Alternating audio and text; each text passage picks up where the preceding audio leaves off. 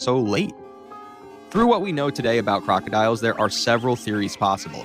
Theory A, the herpetologist view. Gustav weighs over 2,000 pounds and measures close to 20 feet. Every movement burns significant calories that need to be replaced.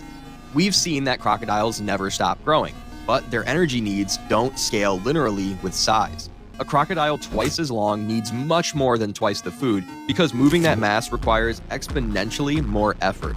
For the first 3 decades of his life, Gustav could sustain himself the way any large crocodile does: fish, animals coming to drink, and the occasional competitor. By the late 1980s, he was in his mid-40s and had likely crossed the 18-foot mark. At that threshold, chasing fish starts costing more calories than it provides. His own body becomes a problem. Humans are slow, predictable, and show up at the same places along the water's edge.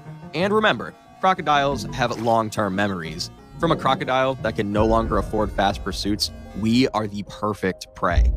Why were the bodies found uneaten then? The herpetologists would say that consuming large prey requires the death roll, where the crocodile spins its entire body to tear off chunks of flesh.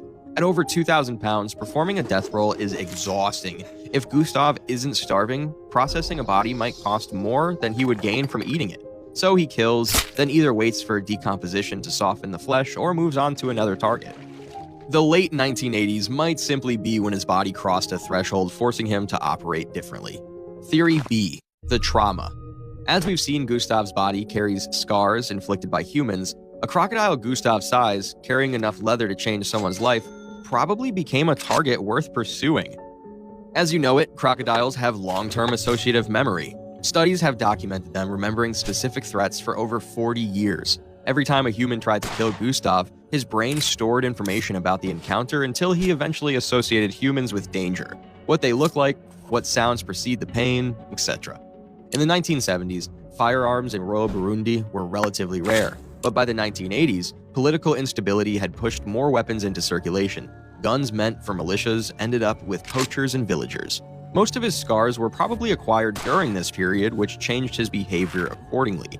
At some point, Gustav may have stopped processing humans as potential food and began treating them as a recurring source of pain that needed to be eliminated whenever it appeared in his territory. The same response a dominant crocodile has toward